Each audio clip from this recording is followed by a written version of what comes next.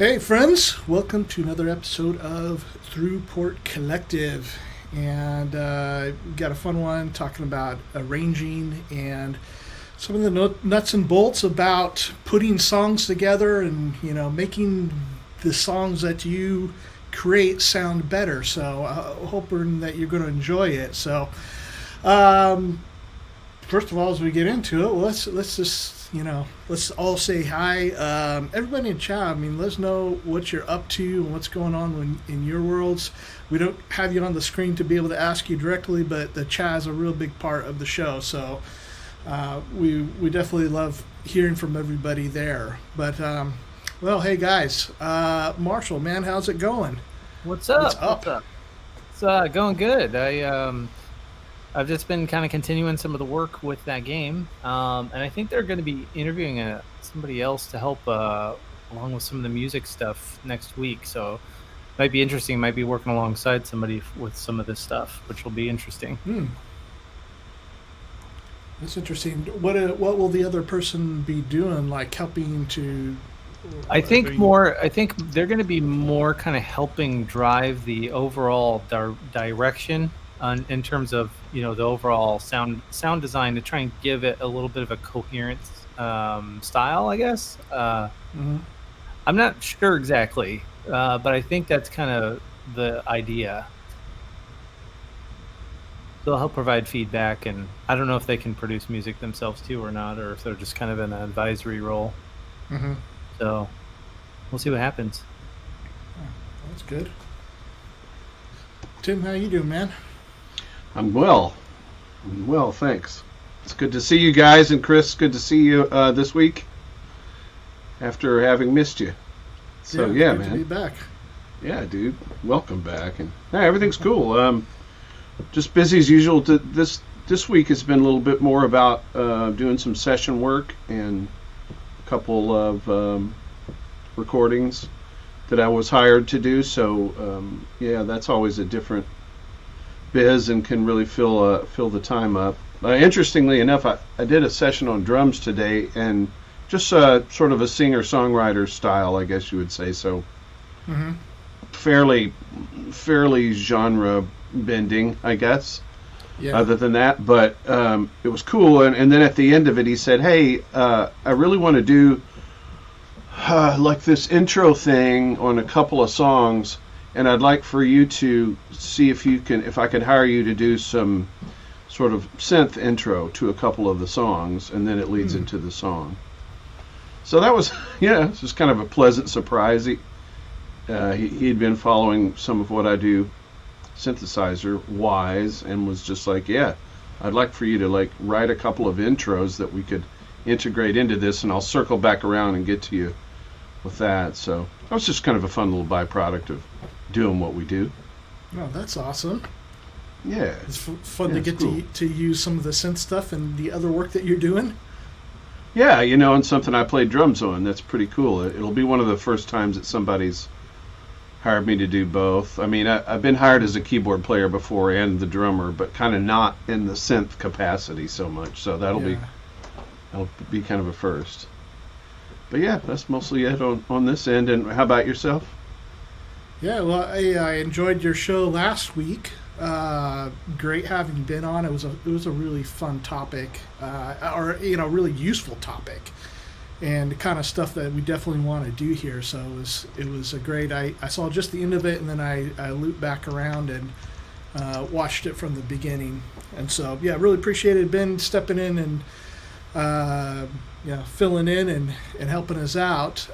So I've been having some problems, and I've been to the ER and the doctors and all sorts of stuff, and so far I'm still in the middle of that process and figuring out what's going on. But the cause of it is I have 3 bulging discs in my neck and some other stuff that's going along with that. One of them is really bad, so it's causing me a tremendous amount of pain all on my left side, all down into my hand. My hand right now is partially like pins and needles, but when it first started, it was like the whole thing. And so, of course, being my left side is a little bit worrisome as a guitarist, and just hoping that whatever worked out will whatever is worked out or surgery or whatever, that it'll at least kind of free me from that pain and hopefully not causing any damage on my, my left side or whatever, not everything that's going on in my neck. So, yeah, a little bit scary, but ironically, I got my T-shirt in the mail this week, which kind of fits along with the theme. I don't know if you guys recognize what this would be from. I think if Wagyu was in the chat, he would get it.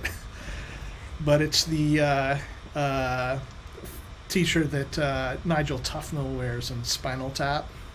Oh, so just to point out, I did not recognize that. I didn't recognize. Does it glow in the dark though? I was going to ask you if it looks like it's like one of those you turn the lights off and it glows. It kind of looks like it would. I don't know. Yeah. I mean, this is my first time wearing it, so washed it up and put it on, and was really jazzed to find one because I love that movie. So yeah, my exact. What's that? Maybe we should give it a go. Turn the lights out. Let's see. Yeah, can you turn the lights out? That would be too much work right now. Too much work? Okay. Yeah, I have to hit switches over there and over there. And Oh, gotcha. So, yeah, You need the clapper. Yeah. Clapper. I love it. Oh, I set that off in the middle of a show, though, by accident. Other things going on, though, like because there's nothing wrong with my left arm, it just hurts like hell. I'm trying to keep up with stuff as much as I can, but my ability to play keys or guitar is like pretty time limited before it starts bothering me. But I've had this really cool, so there's a Prophet 10, but this little amp here is a Benson Monarch. And it's a boutique handmade amp. Let me make it big. Hold on. Get a good look at that. Ooh, look at there. Yeah. Oh, what a great look! This thing is amazing. It's incredible sounding. It's simple. It's just volume tone, and it's got an American British switch here, which just engages a treble peaker for the British sound and the preamp there. But it's owned by my buddy, and I've been playing it. But man, I put out a little couple-minute thing on YouTube and Instagram featuring it with one of my Strats, and just in love with this little amp. It sounds fantastic, and I don't really come across stuff like that too often, where you're just you get something, or you get a hold of something like me. I'm just borrowing it, but that really rocks your world. It's like, wow, that is amazing. So. Been having fun with that, and some old fuzz pedals. This is my buddy's, but I just got one as well, old Sovtek Big Muff from the early 90s. So, yeah, I've been doing that stuff and doing a little bit of mixing work, since that is a little bit less cumbersome for me than playing instruments. So having some fun working on somebody else's music for a little bit rather than hearing my own stuff and working on my own stuff and obsessing about that. It's nice to kind of work on some other material that is enjoyable, but I'm not emotionally tied to. So that's about it for me. Yeah, man, that's awesome. Well, take care of yourself. Don't overdo it. Yeah, I mean, it's really kind of taking me down, so I'm just getting done the stuff I need to get done, and hopefully I can knock off some of these doctor visits. So, well, but enough of that. So, got a couple of just a couple little things here to talk about. Do you guys want to start with the Cloudburst or the Quantum? Whichever. We got the video from Cloudburst, right? We could start with that. Yeah, let's start with that. Let me see if I have a video on this here, because I think. Okay, yeah, we can. Or is Tim? Is that what Tim's sharing? No, it was a synth, right? It was a Taiga or something. Yeah, that's the Taiga. Okay. I'm sorry. That's yeah. Why don't you pull that up first? Because you guys were talking about that last week, and yeah. Okay, sure. Yeah. That came across my radar, and I couldn't. When we were doing the show last week, I didn't have much information on it, and I just had seen a little bit about it, and it sounded really cool. So, yeah, it's by Pittsburgh Modular, and it's a semi-modular synth. that sort of blends East Coast and West Coast styles together, and then this is Loop Pop doing a review of it here. But I just thought, since I'd never found anything on it last week during the show, but since we had kind of hit on it last week, I thought it might be fun just to kind of circle back around and listen to it and show Loop Pop kind of walking us through a bit of it. But it's a really cool sounding synth, so yeah, we can check it out. Let me play it. That would be the best.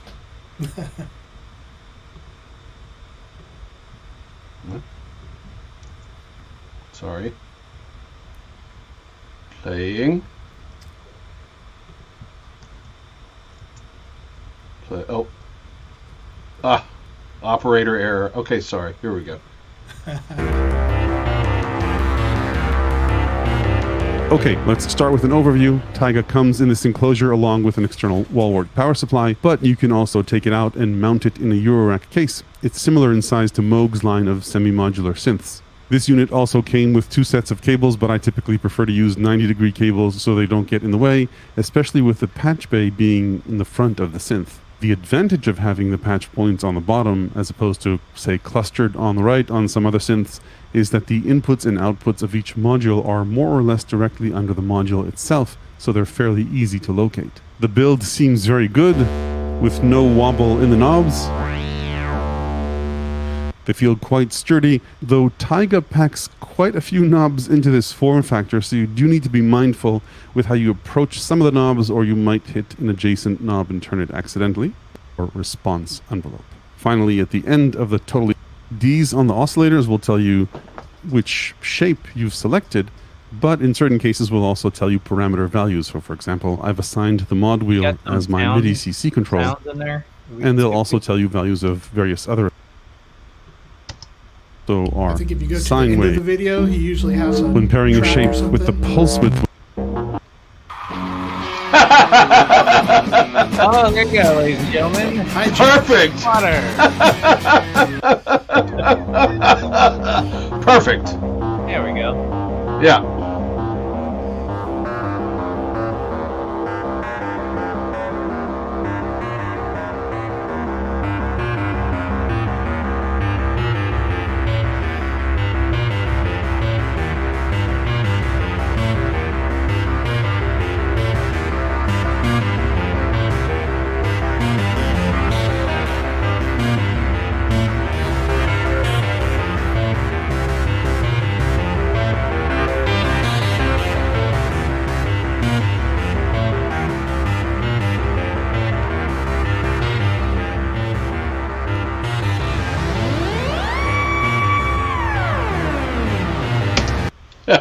Okay. Anyway, yeah, it's pretty great, and it's like a 3 oscillator synth, kind of like a mini Moog actually. Right. But then it's also got wave folding and FM, and it's pretty darn cool. The kind You of know what filter. Yeah. Yeah. See, imperfect. I can't remember, Aaron, what the filter is on it. Yeah. But I pretty think it was cool. a 12 dB filter, was it? Yeah, I don't think it's. I'm pretty sure that Loop Pop says in that it's not a ladder filter, so it's not the Moog style. But Okay. What is but interesting, I'm though, not I sure. noticed is it has, I think it's per oscillator wave folding.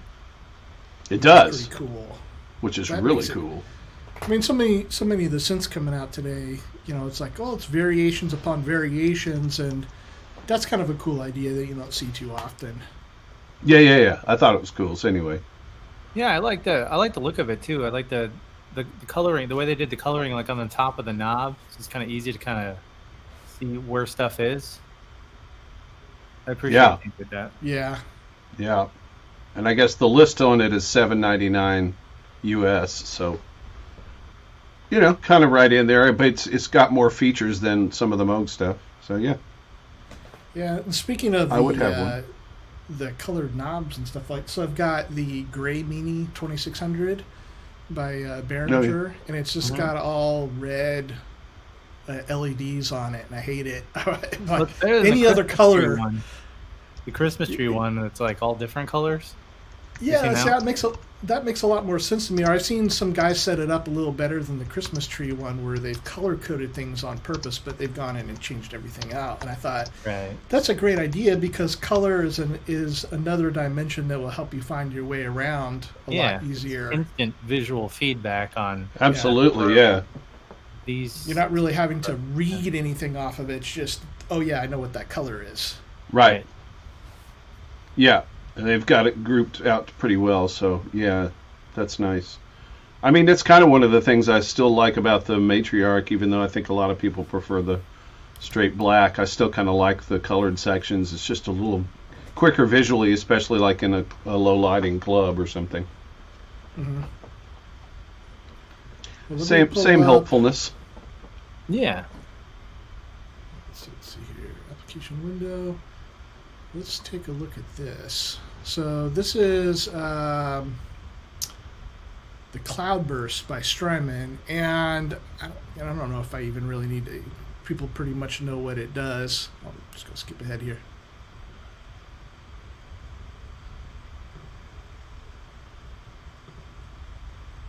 I don't think we're getting sound from that. Oh, yeah. Oh. Let's see here. Oh, anyways. Everybody knows the sound. It's the cloud algorithm, I think, on the Big Sky. So big, washy, ambient reverb from Strymon. The difference is it's in an even smaller form factor. I was kind of wondering what you guys' take was on this. I think mine on it was like, I love the sound of them, but it's also, Cryss, I think when you first brought this up elsewhere on a post, I think I said yay and then yawn, because it's a little bit of a, it's a little anticlimactic from them. I don't know why they're even kind of doing it, but I get it for the form factor. Maybe that's the main reason, huh? It's just a smaller version that'd be cooler in a pedal board, or something of that nature, just to cut down on the size. But it's a little, not so exciting. Yeah, that's kind of what I think I responded to your post too. Like, we're just feel now. I mean, the sound is amazing, but it's starting to feel like they're running out of ideas and just recycling everything. I imagine as a business, I mean, this is a good business decision, because you're not having to invest a lot of R&D other than the hardware, and so you've already got the algorithm. So you put out the Big Sky plugin, which, again, not so much work, and then this Cloudburst pedal and algorithms that you did. When did it come out? About 2013 or so, I think. About 10 years ago, the Big Sky came out. And if you're able to get some more mileage out of it, it seems to make sense. It does feel like this is a little more, this particular pedal. Strymon, the guys are, a lot of the guys there are guitar players. So it makes sense that they make a lot of this stuff with guitar players in mind. But this really feels like a pedal for a guitar pedal board and not for a synth rig, just by means of the in and outs on there. So they use TRS on it. So if you want to split out, your stereo output, you've got to have some sort of adapter cable. And the pain in the ass part of it is, like, where does the reverb usually go in your signal chain, right? It goes all the way at the end. After the delay, right, Tim? After the delay, except for Tim. That'll always come back, I'm sure. It's right up there with the pitch and mod wheels. Yeah, exactly. For you. Don't get me started. So, I mean, if you think about it, if you were going to another pedal, like, there would be some little adapter in there, and it's kind of hinky, and it sucks to be on your pedal board like that. But okay, but when you've got it, and you have to have an adapter, a splitter that comes out, and then those two cables go back all the way back to your amp, or your amps, I should say, or whatever it is. Like, if you're a guitarist, that doesn't make things too convenient. This would definitely be for, and to be honest, most guitarists anyway are going to use a mono setup for playing live. but it's kind of one of those things that it's a bummer for I think people that run stereo rigs and especially synth players because you got to have a couple other dongles to go with it. Mm-hmm. Yeah, Like I would have rather had that expression input gone and just have another stereo output on there, or at least a switch on the inside so you could change it to that. I think that would make sense. But hey, let's throw the guitar players a bone. They can have this one. It is definitely a budget entrance to that world if you don't have one. I mean, I got my Big Sky. I just found one that was in decent condition, and got it off of Reverb or whatever. And so it's fine. I don't mind the fact that it has a couple of little blemishes, but it still does the thing. And it was, I think I paid maybe $3.50 for it. Yeah, So I mean, it's not that much more money to have all that other stuff on it. Yeah, that's kind of my. That's the only thing about it for me is a little bit.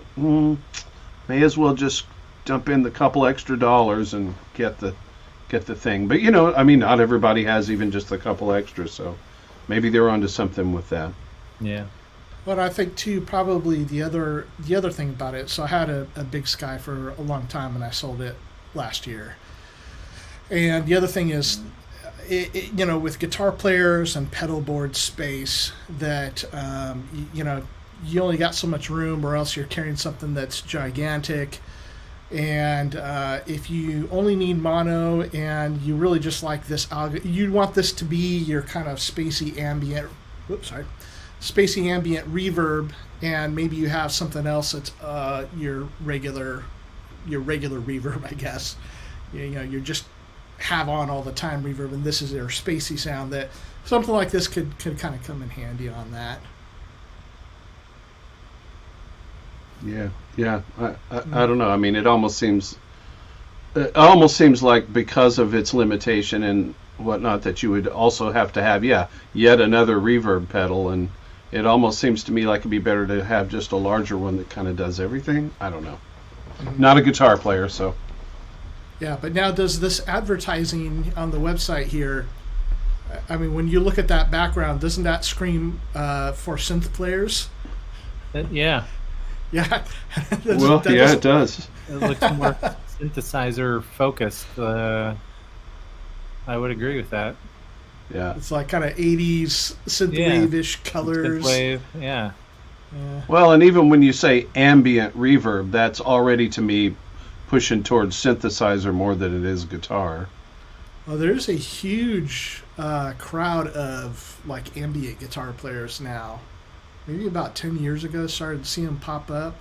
But there's all these guys. I like some of the music, but at some point, like it's kind of funny because I mean they're doing these like volume swells into stuff, and they're making basically like new age synth music, like very ambient sounding. Mm-hmm. And they're going through all this hassle to do it with the guitar. I'm like, you could just probably get a synthesizer, and do the same thing, but.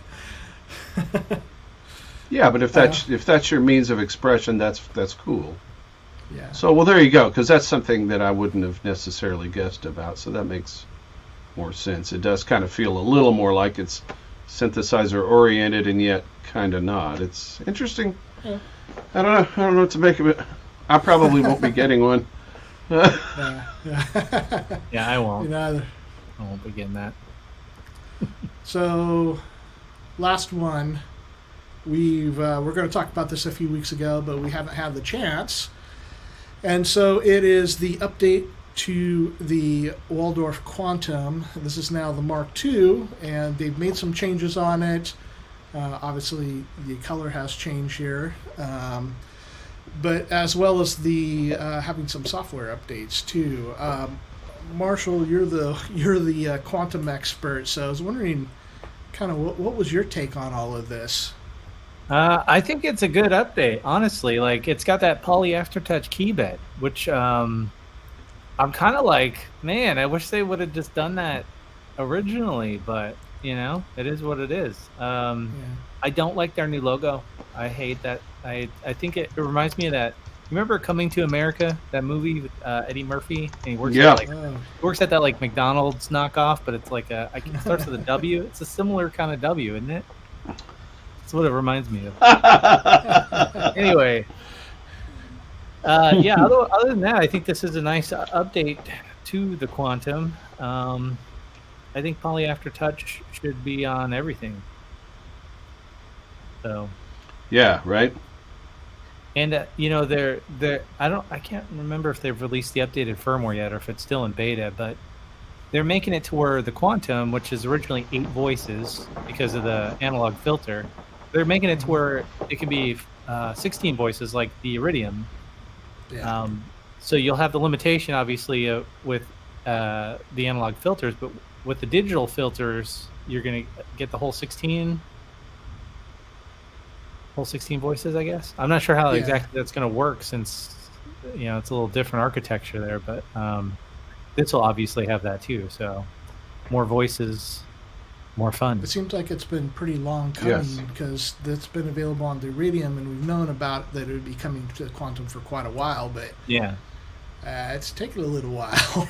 It is, but you know what? The Quantum is a really good sounding digital synth, and it's got some really trick things you can do. The granular synthesis portion of it is a lot of fun.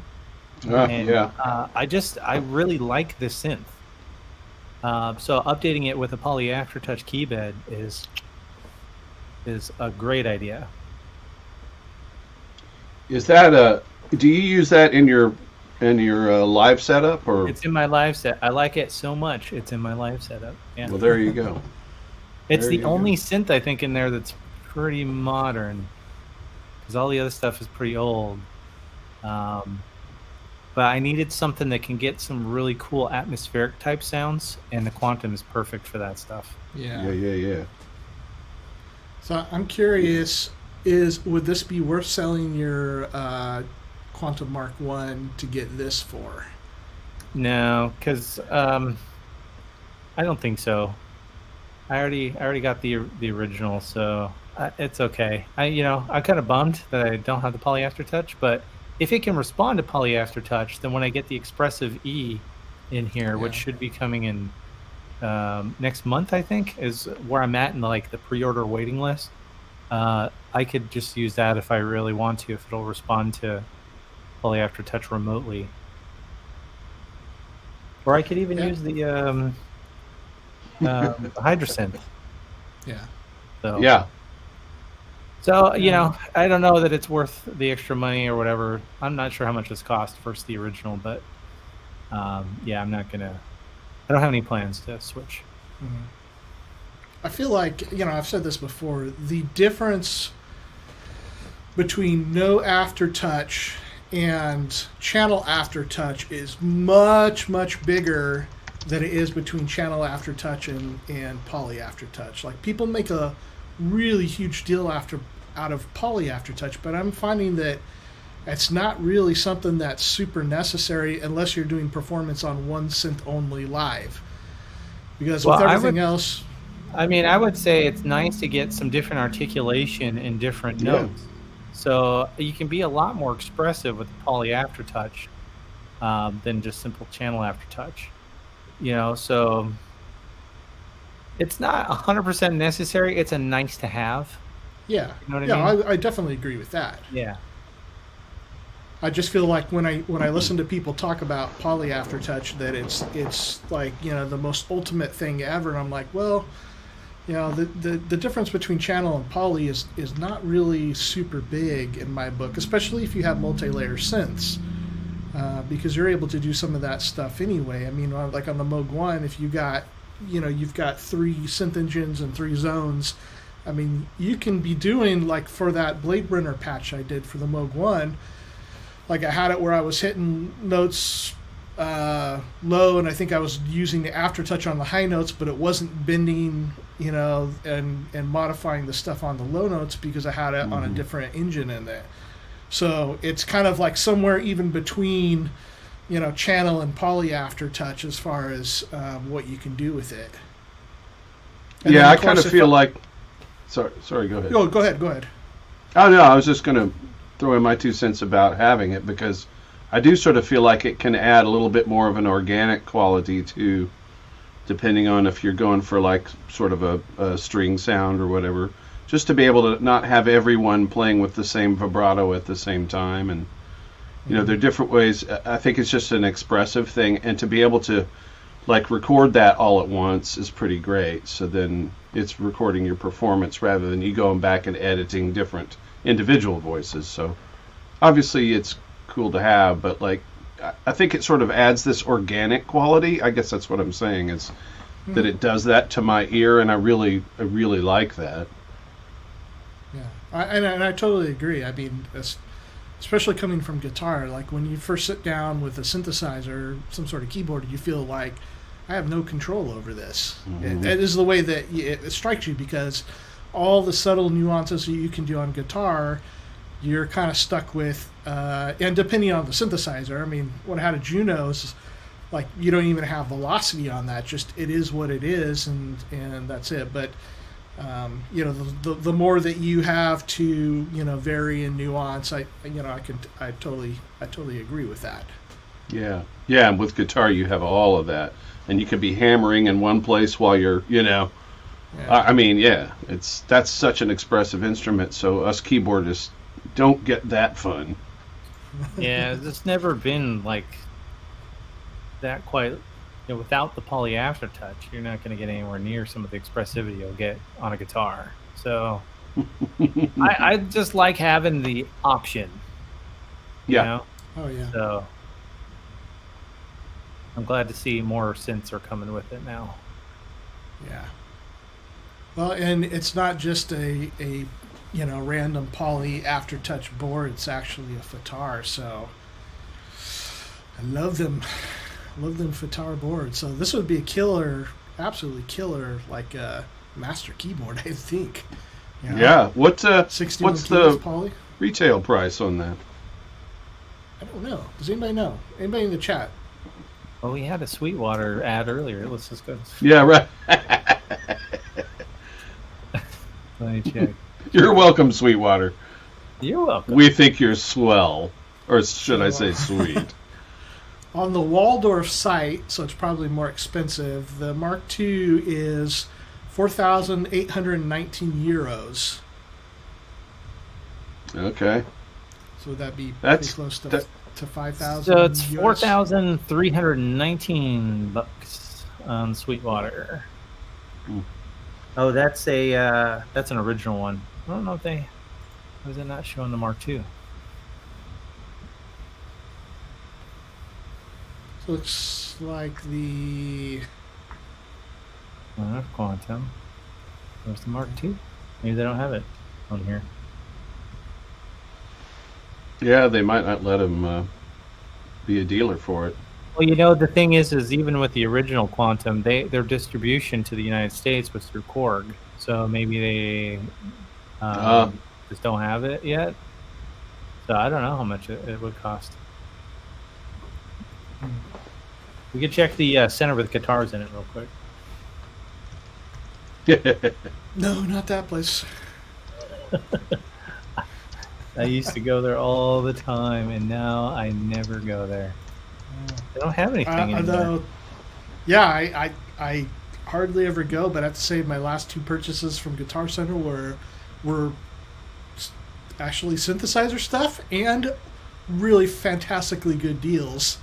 I had gotten Omnisphere for like, I don't know, it was like $390 or something, and that key step that I got for $1 something that was clearance, brand new.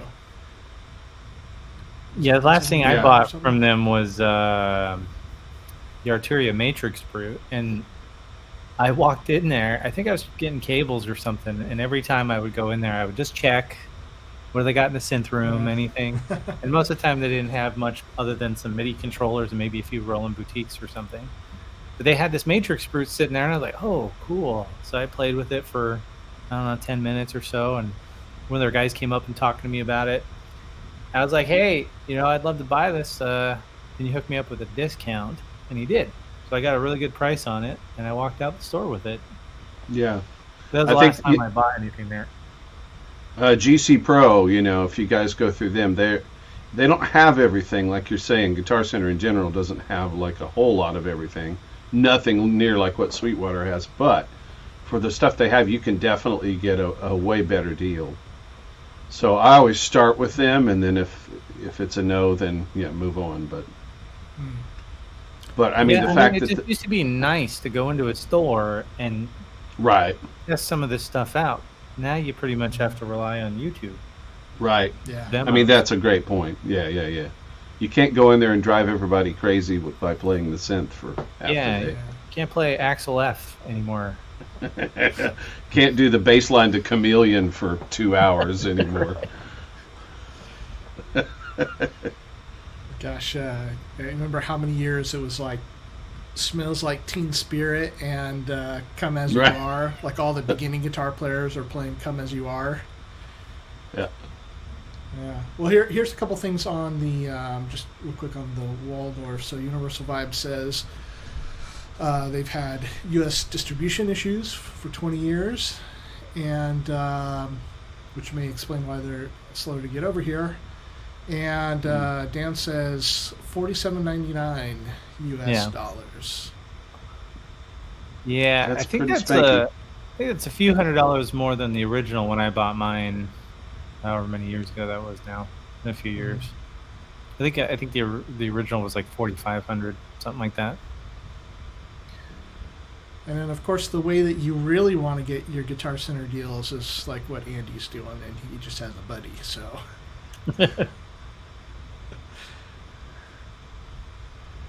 well, why don't we move on to our main topic, which is arranging. And so, Marshall, I mean, you had brought this up to us, and what kind of sparked this? Why this topic? How is this going to help us? Well, I don't know. I mean, I just figured it might be helpful to some people to maybe get some insight into how we construct our tracks. Yeah, because I don't know. Sometimes you hear people and they don't really have things organized super well, or it might be helpful to somebody, I figured, and it's something we haven't really touched on before. So that's why I brought it up as a possible topic for us. Yeah, I think it's great. Yeah. To me, this is topic. one of those things where not as many people really want to talk about it because it's not so exciting as the Mark II there. Right. But it's actually something that would make your music a lot better versus any of those things that we discussed. I mean, it really changes how much people like your music, how enjoyable it is to listen to. Let's kind of give maybe if we can, not an exact definition, but maybe if we can talk about kind of what it is. So let's say if somebody's not really familiar with this, and certain styles of music, musicians in those styles will maybe be more familiar with this idea of arranging or orchestration, anything like that. But how would we kind of define that for people? Like, what is arranging? Like, what comes to mind when you hear that word?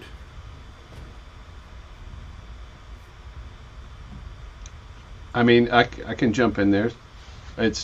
For me, it's like adding dynamics, adding interest, adding flow, adding changes that, while there are changes, they still apply to the overall idea of what the music is, so that they have a connotation and they take the music somewhere. And it's, a roller coaster ride, if it were flat, would be pretty boring, right? So, that's really kind of what the arrangement does, is keep the listener's interest, hopefully.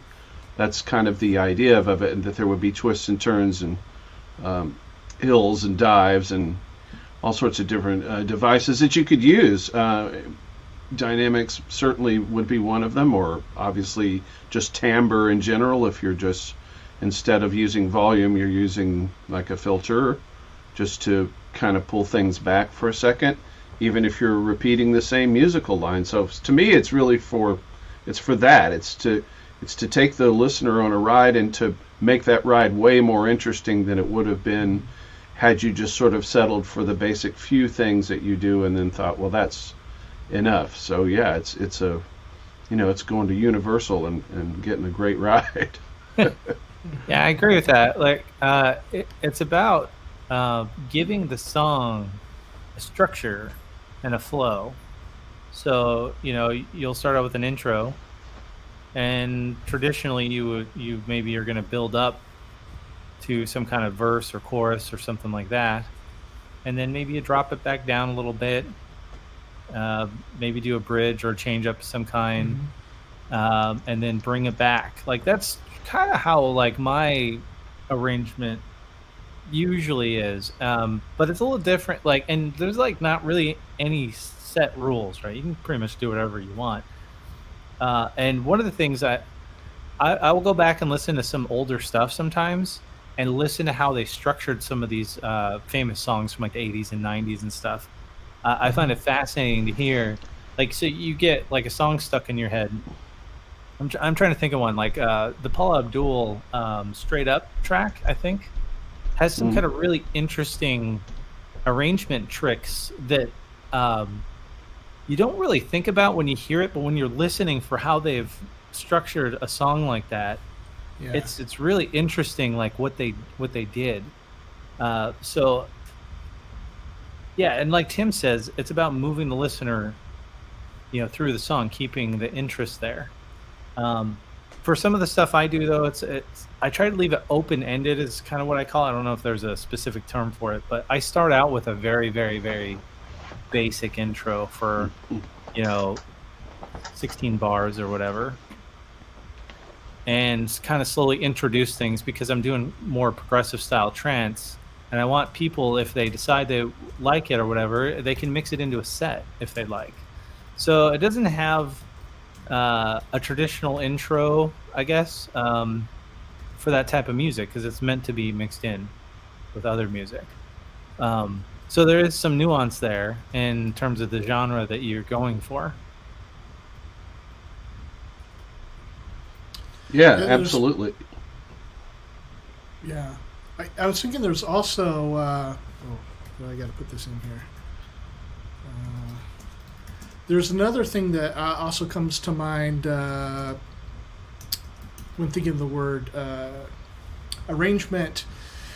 And it's obviously related because it's the same kind of work, but in it, oftentimes when I think of arrangements, I'm thinking about people who are taking previously written work and reformatting it for another use, another genre, or what have you. So people take, I know this goes back to classical times, but a great example for me would have been like people doing covers. Like, covers can be great or it can be awful. Like to me, so take the Beatles for example. Great songwriters, fantastic. A song that they did really well that nobody has improved on that I've heard is Helter Skelter. And so U2 did a cover of it. It was awful. Who else did it? Was it Motley Crue or somebody like that? U2. Well, but some of their other music is great. But those two bands are just did not do it justice. But then you take something else like A Little Help from My Friends, and it's that very classic. Was it the track 2 from Sgt. Pepper's Lonely Hearts Club Band? And you're like, well, this is a great little, kind of quirky, fun, Ringo sings it, that kind of thing, song. But then, not long after that, Joe Cocker did his version of it, and it's absolutely epic. I mean, it is a really soulful, powerful song, and to me, that's where I see, like, in arrangement, in that kind of definition, like, it's interesting what kind of effect that you can have, because you can have, U2 doing it, and it just sucks. And Joe Cocker comes in and does another song, and it's just brilliant. And it goes. In fact, how big a Beatles fan I am, but Joe Cocker's version of it surpasses the original song, and just by the structure of it, how it was laid out, it's slower, it's got more different instrumentation. all those kind of things, which made it into just a really fantastically good song. But Yeah. so I guess we'd say, like, oh, go It's ahead. interesting you say that because there are times when somebody will put out a cover of something, and sometimes it's better than the original. And Yeah. in some cases, it's not a one-to-one. They've made some adjustments and they have changed up things like the arrangement and maybe even instruments and things like that too. So you can get a whole different vibe out of an old song by doing a good cover or remix.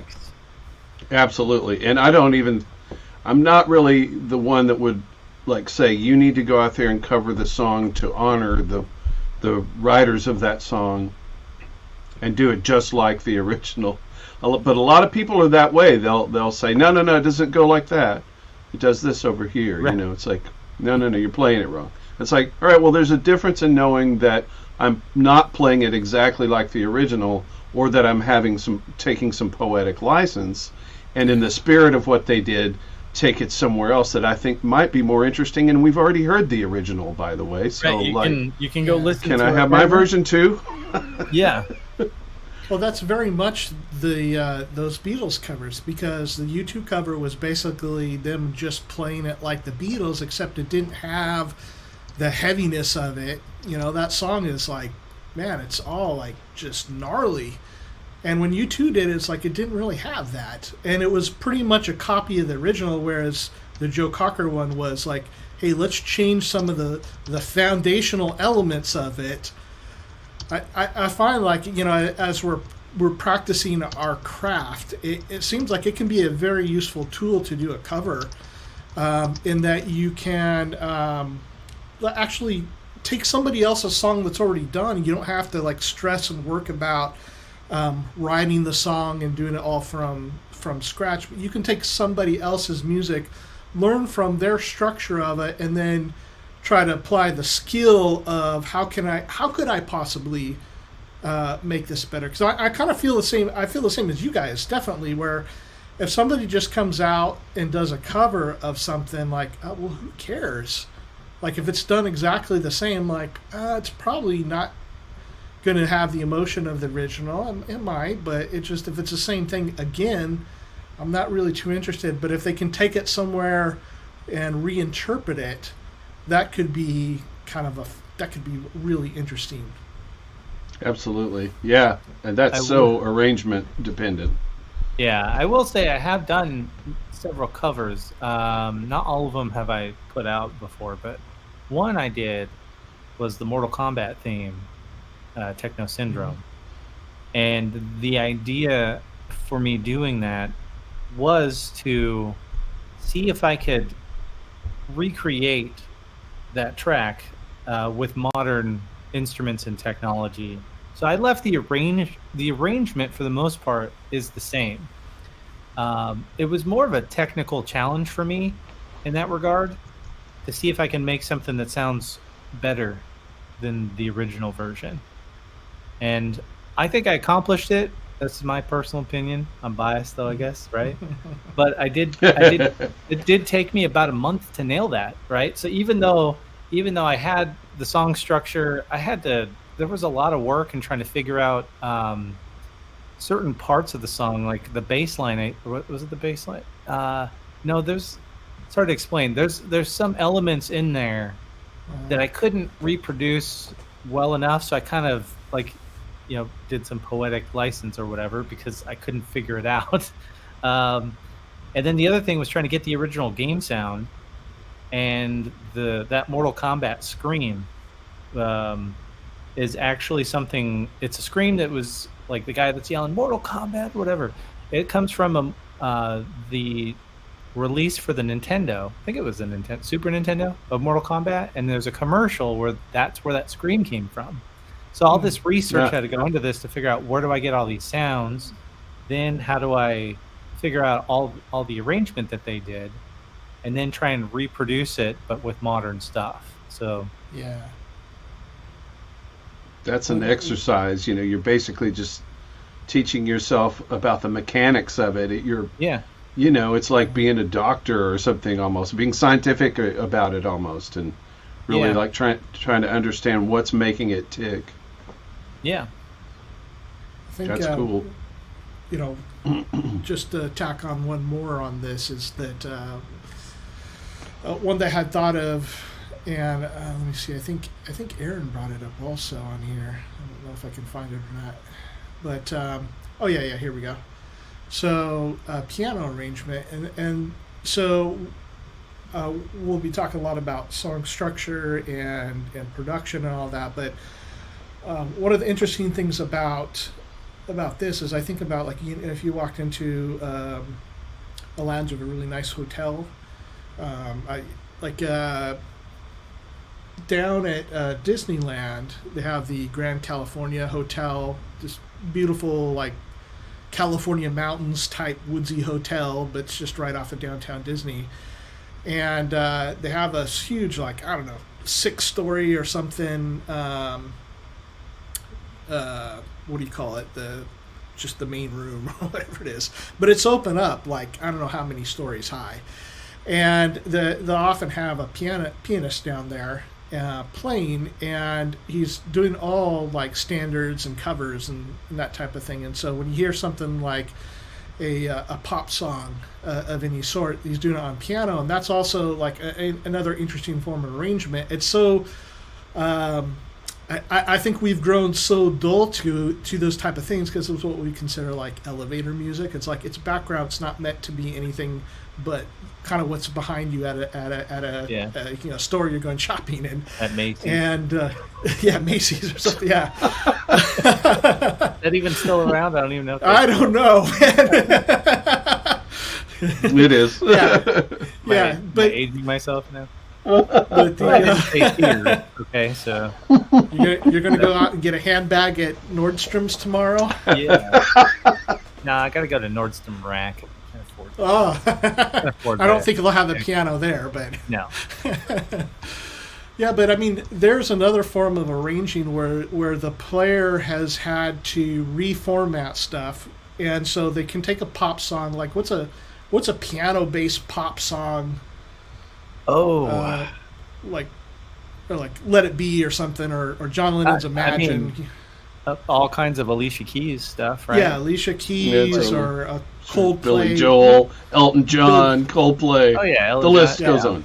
Any one of those. Pick one of them. And so you have a singer singing, and he or she is playing some, just comping some rhythm, some chords on the piano, not doing anything fancy, and then they might have a little bit of other stuff going on, cellos or whatever. And so then the pianist is sitting there and he's combining the elements of all those parts. So he's doing the chords and the rhythm and also adding the melody and parts. And how are you playing the melody? Is it single lines, or are you doing double stops, moving around stuff, all that kind of thing into one single thing, which is being played by two hands and a piano. That's also kind of an interesting thing. Or there's a lot of guitarists that do it too, like acoustic guitarists. I see a lot of these covers on YouTube and Facebook or whatever, and they're doing the same kind of thing as the pianists are doing. They're playing, the bass notes and comping some chords, and they're playing the melody all in one shot, doing everything at once to put it into this, like, single format. Like, they play it all on a piano? Yeah, on a piano, on a guitar. That's wild. So, I know some people they'll sit down and they'll start like coming up with ideas on a piano. Is that something that any of you guys do? Do you guys ever start on a piano to figure out melodies and things? Absolutely. Mm-hmm. Yeah. I've never been good at it. For me, the inspiration usually comes from the sound. So the sound, yeah. So pianos are nice and stuff, but, like, I just feel like I can't hear the interesting bits of a melody that way. I mean, I guess you can, right? But, like, as soon as you've got, like, a really cool sound, that can inspire all kinds of stuff. So I tend to not actually do that. So that's interesting. So you guys both do, though. Well, I mean, I think that would, be in some way somewhat genre, focus. And so, like, if I were making trance and techno, like, that's not what I would first go to. I think that would be an element that I'd be exploring later in the song as after I build it up. Like, what kind of melody is going to be on this? But I think that would maybe come a little bit earlier in the process if you're, doing singer-songwriting stuff. I think, Tim, you were saying you were was it a session today doing that or recently this week? Yeah, it was the one I did this morning.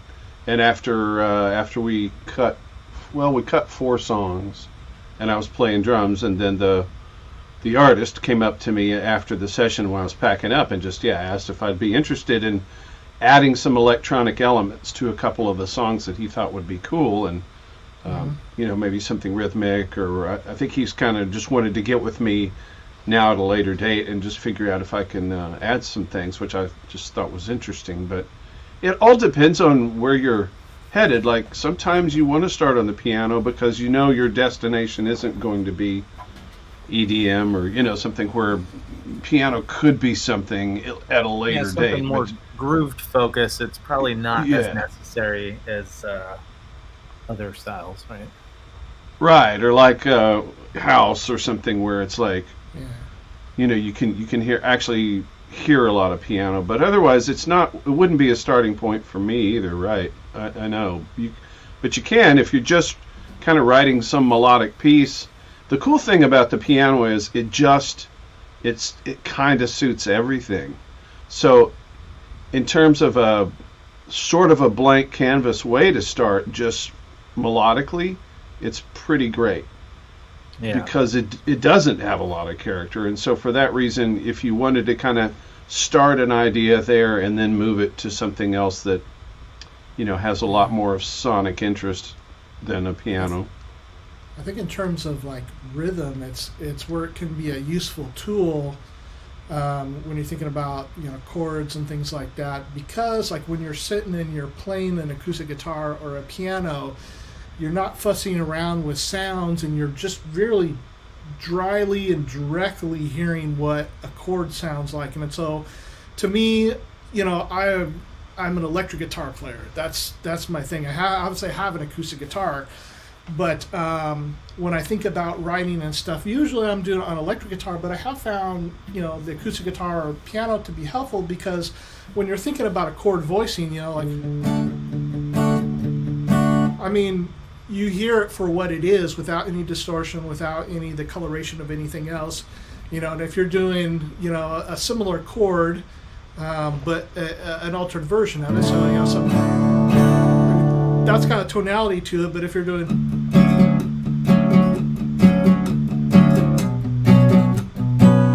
that kind of thing, like, you can hear, you're not fussing around with anything else. You hear that the coloration of the chords are so much different, and I can find it helpful that if I go to the acoustic guitar, it kind of takes away distractions and I hear things.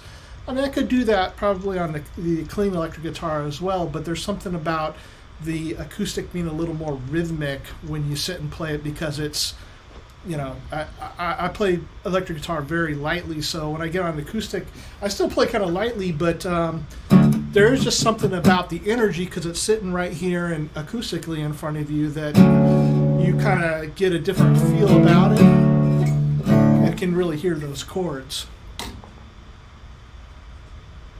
Yeah. Yeah, especially if that it's going to end up in some sort of context where that's an okay starting point. So then you're good to use piano or electric piano or acoustic guitar. But definitely, if you're headed to something more like psytrance or something, you would never start. You wouldn't start on the piano. Exactly. That would be so weird. Like, the first thing you want to do is like find the sonic hook, right? And and the groove, find the timbre and the groove. Yeah, everything. Yeah. Which you can find groove on the piano, but it's just like the timbre and everything is so dependent. Well, it's so different. There's a guy on YouTube, I can't remember his name now, and he does a bunch of covers on the piano. And so you'll hear, like, when he does like a modern style, like, dance tune, and it just doesn't sound good on a piano. You know what I mean? Oh no! It's not No. sonically very interesting on a piano. So Yeah. It could be interesting if you had like 6 different guys, 12 hands on 6 different pianos, covering parts. Like if everybody got assigned certain parts for some at least that would be interesting in a piano-centric way. or if At see, least like, you could hear all the parts, but you can't cover all The- that stuff. The, Just the sitting poor there at guy the piano. that gets the kick drum though. Boom! Just yeah, about 5 notes at once in the bass. well, if you want to see crazy arrangements, go look up Black MIDI. You guys ever All right. looked up any of the Black MIDI stuff? No. Oh yeah, go look at that. Oh, okay. Yeah, that's insane. I love it. Okay.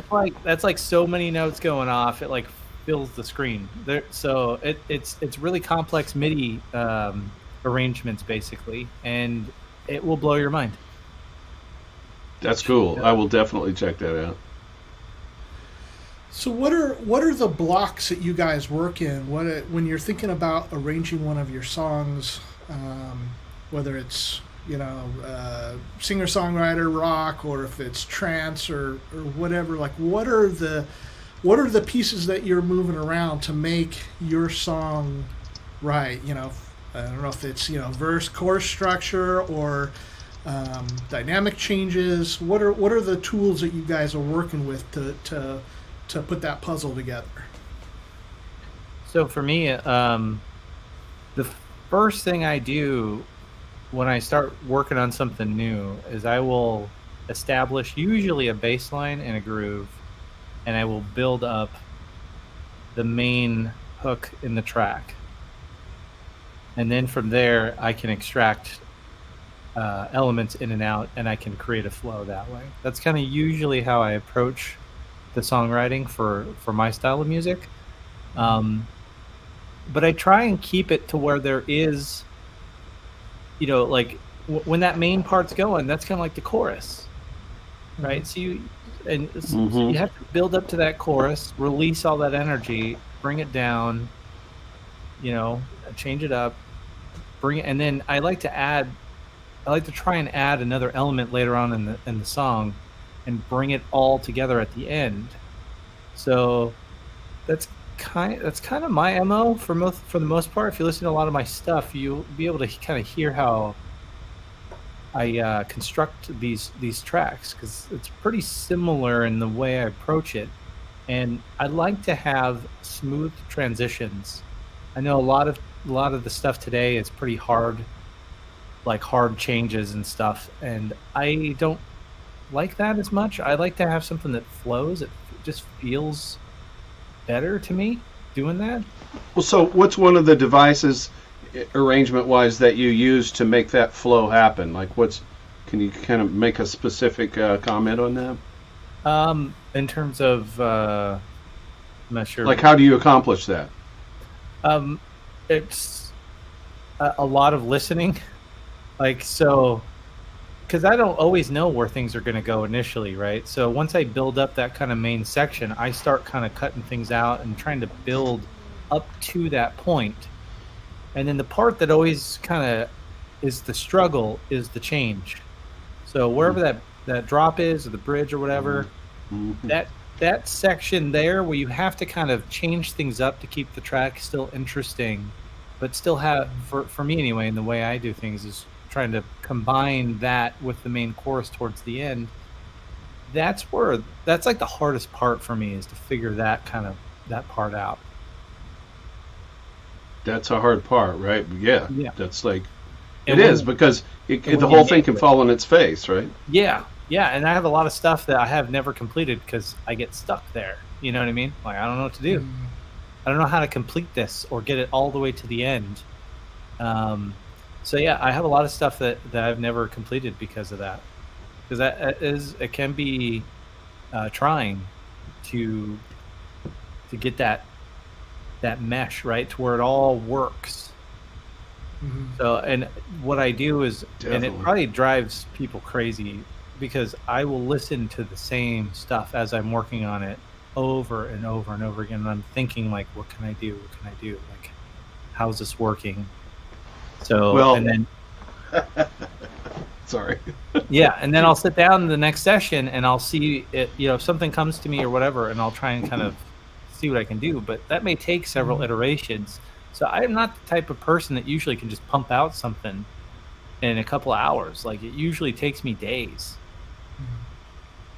Well, one of the challenges we have when we make music at home is that we're making it by ourselves and we don't have that second set of ears. Andy was just talking about Quincy Jones working for Michael Jackson, and I think there's that thing that happens in the kind of traditional studio setup. Now, of course, Bach probably had the same problems we do, but he got around it. But, when we're thinking about some of these producers that really do their jobs well, I think one of the things is they bring a certain outside objectivity to it. And when we get in those spaces that you're talking about, like, how do I get this to the next place? I'm not sure what I need to do for this. And you're sitting and thinking about it, and it can sometimes be that second set of ears that goes, hey, you haven't thought of this, but what about doing this to it? And that's been some of the most remarkable moments where either a bandmate or a producer has kind of come in and said, hey, here's an idea. What would you do with this? And that's kind of fun. But then the challenge becomes when we're working here by ourselves, a lot easier, like when the three of us have made music, because those curveballs, are always being thrown. Like, oh, well, something just happened. Like, okay. And it like makes the process faster, because as we're thinking about what parts go in and what elements are going to be in the mix, or the dynamic transitions of the songs, there's always other people that are bringing in new ideas that are helping you find and explore places that you haven't been to yet. I agree. That's a super helpful thing, and it is one of the benefits of working with other people. If you're stuck, maybe somebody else isn't, and they have an idea. So, yeah. Yeah, and it just takes one good one to kind of spin your head around and pull it out of that being stuck wherever it might happen to be. Yeah, and you kind of know, right? You kind of know when it's working. So. And when you're stuck, that's for sure. Yeah. I guess I don't know if I can't remember what they're called. Brian Eno has a set of cards, like just a deck of cards that have different instructions, I guess, on each one. Yeah. And I think they're kind of just to help you break out of those moments. And I'd be interested in getting hold of those. That's interesting. Like what are on the strategies? I mean, like all kinds of different things from what I've seen from a couple of documentaries on Brian Eno. One of them was just like, now do the reverse of what you were doing, or I'm gonna pop this in here. Let's see. That's it. So this is fascinating to me, because it is sort of going to be like the other person that comes into the room and says something that makes your brain click and you move somewhere else. But yeah. I wonder if this will. Okay, here's one on them. Don't be frightened to display your talents. So that's very interesting, abstract, but it might help you reach for something that you wouldn't have thought of. What if you don't have any of those? That is, I mean. What if you don't have talent? Any talents? Yeah. I think you draw the next card. Yeah. Yeah. Hey, you move on to the Magic 8 Ball instead, maybe. But these look pretty cool to me. I don't know. They popped into my head just based on our conversation. Yeah. But I'd actually like to have that deck. I don't think it. What was it? $50? 50 euro? Is that a euro symbol? 50 euro or pounds? Pounds. 50 pounds. Pound sterling. So. See, I wonder if they have like. I don't need a physical set of cards for 50 pounds. Like, can I have a virtual set, please? Yeah, well, yeah. I'd like to have them, but yeah. Yeah. I just think it'd be interesting because also, they could be sitting around your studio and other people can pick them up and enjoy them that way too, instead of it always being something that's, online or virtual or whatever. Like, I just think that'd be cool. That is an interesting strategy, though, that I would have never thought of that, Yeah. You get stuck, you pull a card, Yeah. You don't like that one? Pull the next one. Pull another one, I've seen this in other areas too, and I'm trying to think of an example of where I've seen that. But yeah, definitely in creative, I think writers probably have something like this too. And where, if you're looking to flesh out your plot and you're kind of going to the same areas, like here's something that is going to like you get in this rut and it's going to be something that knocks you outside of it, and you got to figure out how to get to where you're going from somewhere else, Yeah. Right. But if you don't have any talent, you're screwed. So I don't know. Yeah. They shouldn't have put that card on top. That's all I know. That should be at the very last card.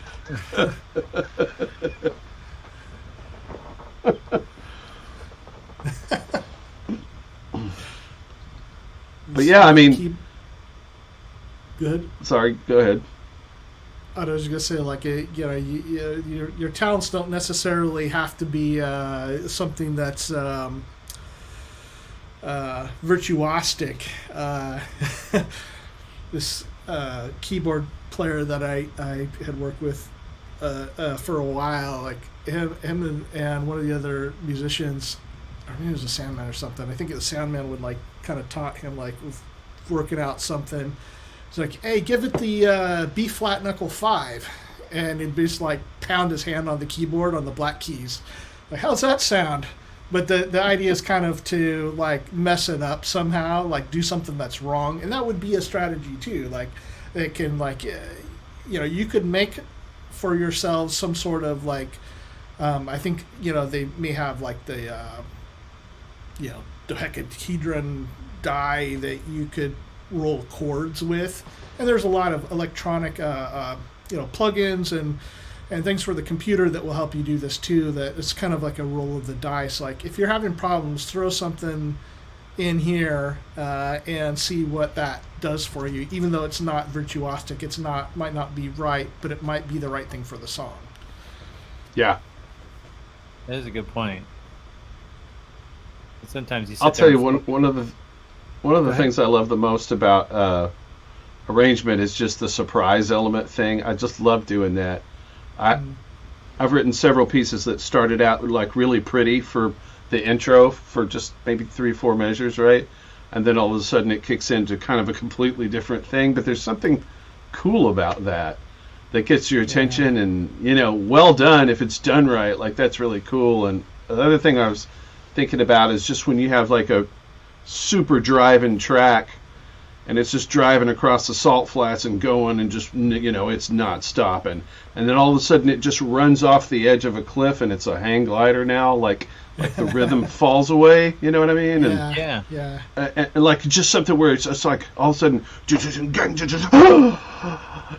just out there. That's what arrangement can do. Yeah, it's so inspiring to me. It's just so much fun, and it's hard to remember all your options when you do it, but that kind of a thing is really cool, and then you get back into your groove later. But sometimes a chord change that's not supposed to work is the thing that does it, and there's been a number of songs where I'm like, geez, how did they come up with this chord progression? I mean,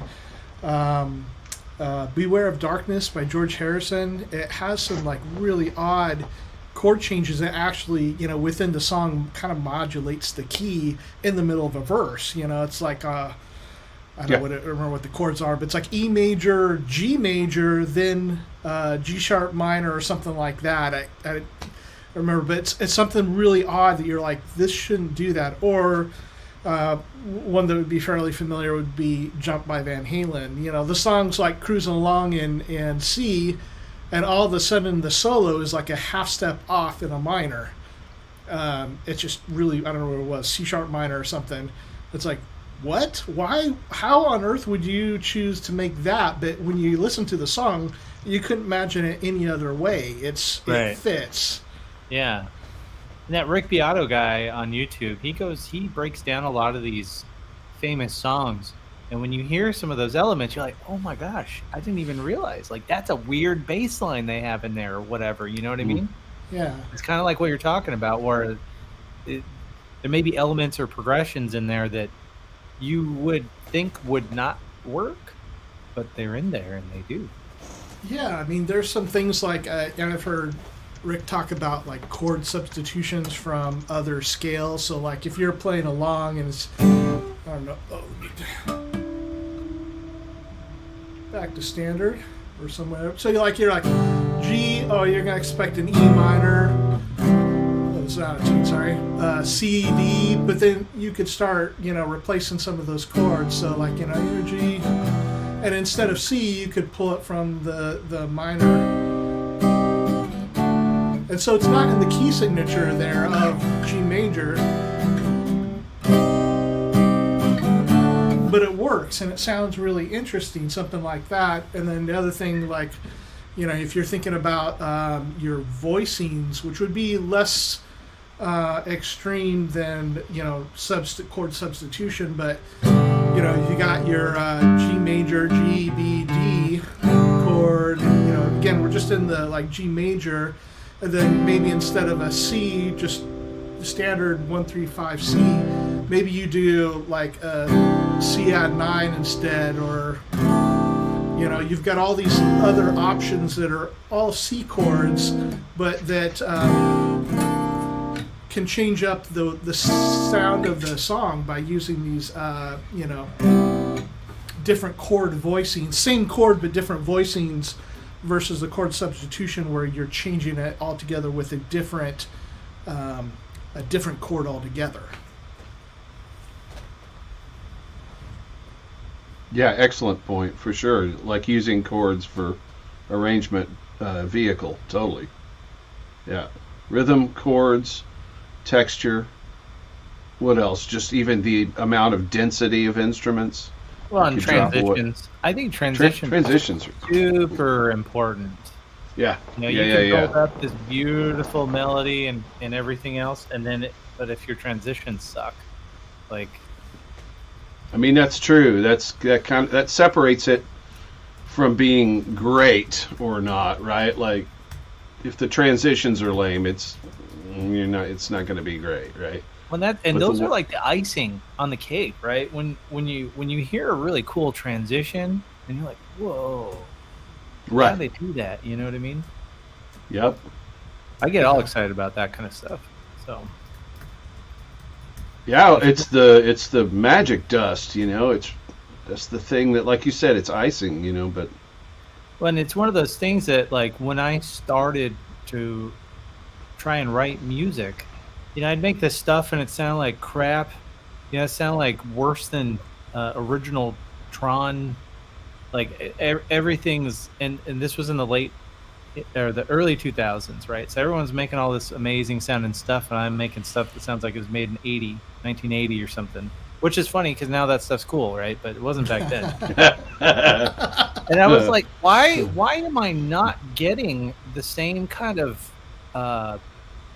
feeling and like, why are these, like, what am I doing that's different than what these guys are doing? It took a long time for me to kind of figure that out for the style I was going for. Like, it took a long time to get to, and it's just like listening and picking apart stuff and then trying it and then, oh, this doesn't work. Like, why is this not working? Yeah. It can be nerve-wracking, actually. But once you get to figure it out, it's super rewarding. Yeah, it's like dissecting it to get there. Yeah. Yeah. I'm kind of curious because I was thinking, Marshall, back to when you were talking about song structure and dynamics and stuff, and so just my perception. So I make lots of different types of music, but I don't make anything that's in the techno trance area. Or at least I haven't yet. Maybe try some. Make some. Yeah, I should try some. Here will be my question that you can help me out. So, when I'm usually writing songs, like, I'm thinking in blocks of stuff that's happening, and so I'm thinking of like, intro, chorus, pre-chorus, or verse, chorus, pre-chorus, chorus, whatever, bridge, all that kind of stuff. Are you thinking more in like kind of a dynamic map or something, like where you're just seeing? I'm kind of talking very abstractly and visually, but as I think about electronic music in that way, it would seem like I hear a lot of ups and downs as far as the song goes, and not so much in terms of like verse chorus structure. And you had said something that like what a chorus was for you was something that was a little bit different. I was wondering if you could expand on that. Well, so what I mean by like in a track where there is no lyrics, what I mean by like this is the chorus part is like the main theme of the track. That's your chorus. It's like whatever your main lead synth or whatever it is, and the melody that's going through that's what I consider like the chorus. Okay. Yeah, just whatever's going to hook you. Right. Yeah, it's the hook, right? Yeah, it's that's the main element that you want to showcase with whatever melody that is. That's what I consider the chorus in music like that. The hook. Synthetic just said it. It's the hook. Yeah.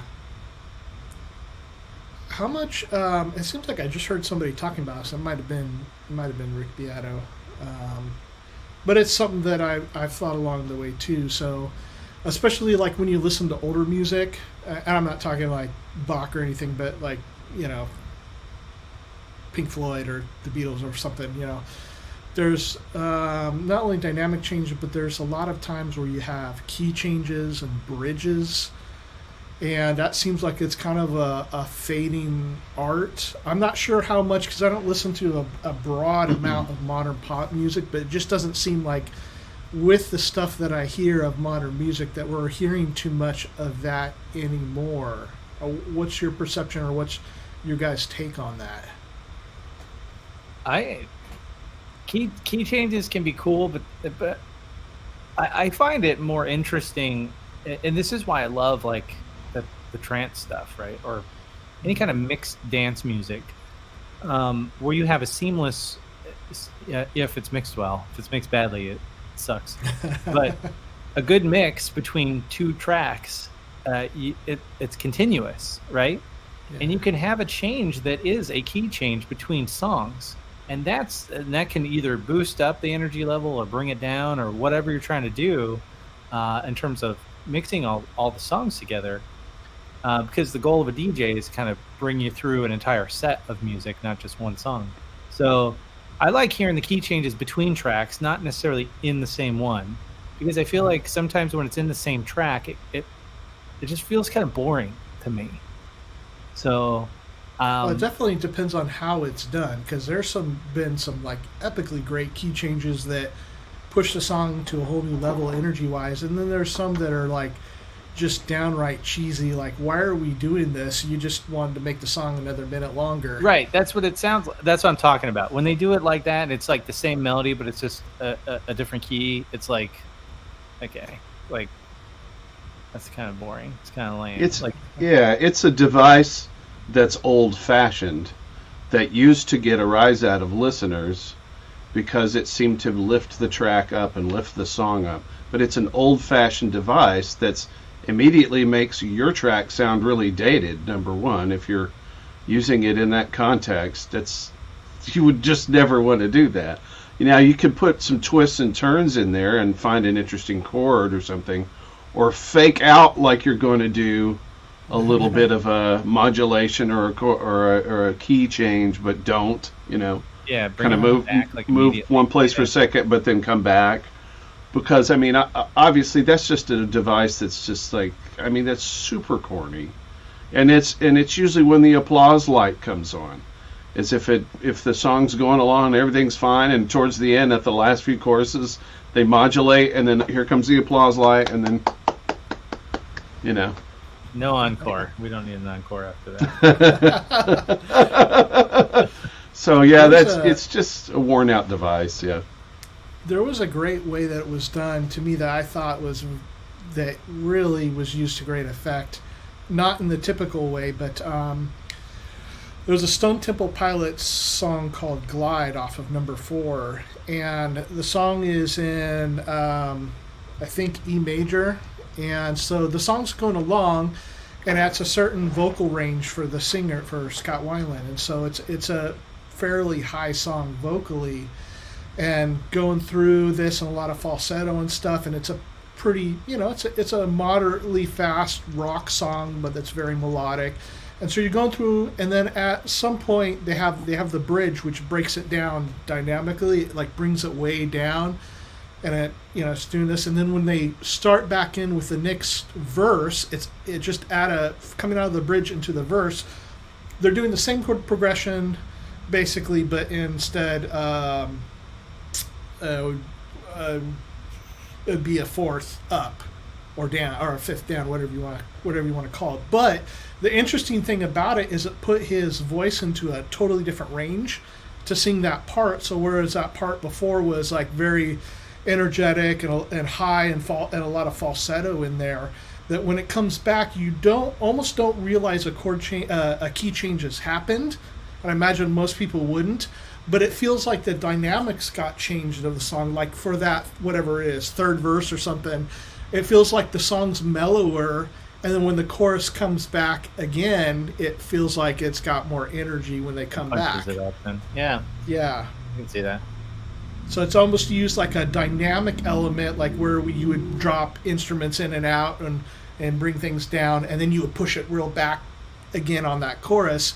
But they did it through means of changing the chords or the key so that the singer could come down and it would just naturally relax a bit. I thought that was a kind of a fantastic use of a key change that didn't feel cheesy. Yeah. Right. Well, because they don't stick with it and ride it out into the sunset. It's only for the bridge, and then they come back to the original key, right? Yeah. Yeah. So that's why it works. Universal Vibe says cheese. I think that's pretty much it, guys, right? Yeah, I guess we're there. We covered that one pretty good, I think. Yeah. That's a big topic. What do you guys got going on this week? I'm doing the same old. I'm want to get a studio tour done here sooner than later, so look for that soon. And just keep working on the game stuff, keep working on my live stuff. Yeah, I have a couple of solo tracks that I want to release too. I've been kind of sitting around that I've been kind of itching to get back onto, so I just need to figure out where I want to put forth the effort this week. Yeah. Well, that'll be good. Looking forward to hearing some of those projects. Yeah. How about you, Tim? I've been working on a residency here at a local club for our electronic music community, and I think I have set it up, and it's going to start out with one show, which I'm going to actually be on, which is March 26th. It's a Sunday. And then after that, if everything goes according to plan, once a month, the last Sunday of every month, there'll be 4 artists that come in from our community and play it. And trying to get people to come out and attend and talk about electronic music and listen to their friends and support it and build a community. So it's a little bit like the EMOM thing that's been going on in the UK and wherever. But it's just going to be more of that stuff out here. That would be. Yeah, it's just going to be a residency, and I guess I am running it now. But it's just one day a month, and all I have to do is make sure that everybody shows up and that we have 4 artists to come play, and 30-minute sets each, 7 p.m. every Sunday, last Sunday of the month. So yeah, I'm looking forward to that. So I'm actually working up now another live set for that March gig coming up, and so that's sort of one of my next moves. So Awesome. what does EMOM stand for? Aaron thinks that you've converted to the way of the prophet. Oh, well, I mean, I might. I hope that's okay with everybody if I do. Mic. Electronic music open mic. That's what that stands for. EMOM. Yeah. It's like open mic night, but for people with synths. Right. Which is not something I want to do, because I don't want a bunch of people bringing their synths up there and like signing up on a sheet, because that's the way the open mic used to go.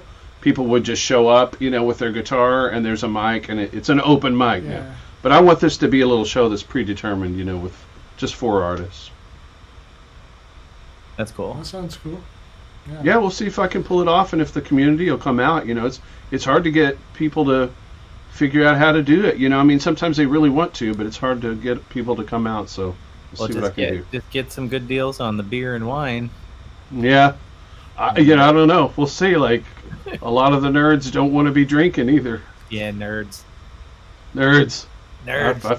I fall right in there. So anyway, that's what I'm. What about you, Cryss?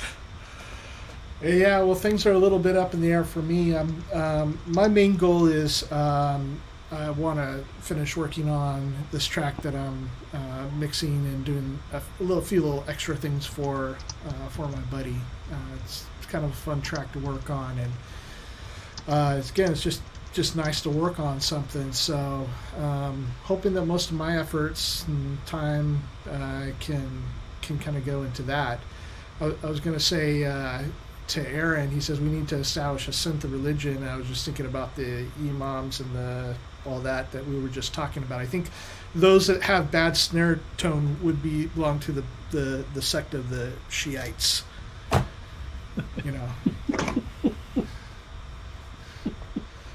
Your snare tone is exactly. Yes. Sorry, that was that kind of went over my head for a second. I'm sitting there going, I liked it. Obviously, let me explain it though, because now I get it. Okay, so more. Okay, the Shia and the Sunnis. Aaron said. So the Shias are called the Shiites, but people with bad snare tone have, your snare tone is shit. So, sorry. This is what happens with most of my jokes. So I'm used to it. I'm not hurting.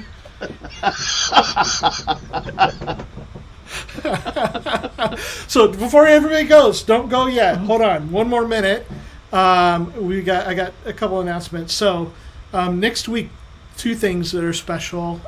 One, we are moving an hour earlier. I'm going to see if that works better for people. We had talked about doing it 5 p.m. West Coast.